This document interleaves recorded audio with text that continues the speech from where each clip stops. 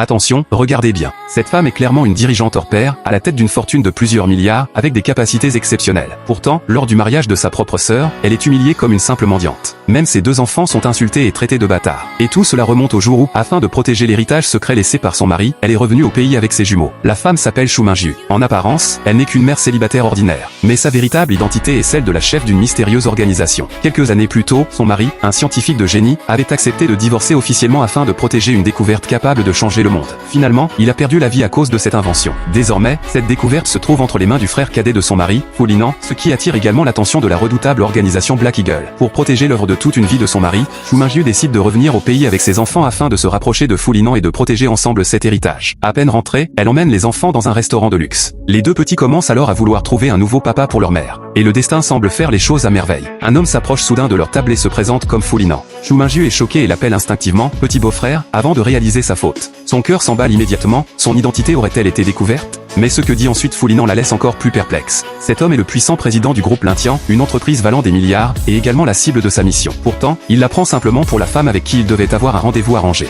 Avec arrogance, il lui demande quel courage possède. Une femme divorcée, sans emploi et avec deux enfants, pour accepter un rendez-vous avec lui. En entendant le mot « rendez-vous », les deux enfants s'enthousiasment aussitôt et se mettent à appeler Fu Linan « papa », plongeant tout le monde dans une immense gêne. Alors que Shu Mingyu tente maladroitement d'expliquer qu'il s'agit d'un malentendu, un homme nommé Jin Kai arrive. Ancien camarade de classe de Shu Mingyu, il travaille désormais comme cadre au sein du groupe Lintian. Voyant Shu Mingyu dans une situation difficile, Jin Kai se moque d'elle sans tenue. Il l'insulte, la traitant de veuve accompagnée de ses fardeaux, incapable même de se payer un steak, tout en lançant des sous-entendus obscènes. Lorsqu'il commence même à avoir des gestes déplacés, Fu Linan intervient enfin. Mais Jin Kai, persuadé que son statut dans le groupe Lintian le protège, ne prend pas Fu Linan au sérieux et va jusqu'à lui ordonner de s'agenouiller pour demander pardon. Contre toute attente, Fu Linan révèle simplement son identité. Jin Kai est alors terrifié, perd immédiatement son emploi et s'enfuit de la ville dans un état lamentable. L'intervention autoritaire de Fu Linan convainc définitivement les deux enfants qu'il est le père idéal. Plus ironique encore, afin de consolider sa position au sein du groupe, Fu Linan cherche justement une épouse sous contrat, avec des enfants et un profil simple. Shu Mingyu et ses deux enfants représentent alors le choix parfait tombé du ciel. Il lui propose immédiatement le mariage. Shu Mingyu veut d'abord refuser cette idée absurde, mais les deux enfants se mettent à pleurer et à insister pour qu'elle accepte. Ils avaient même secrètement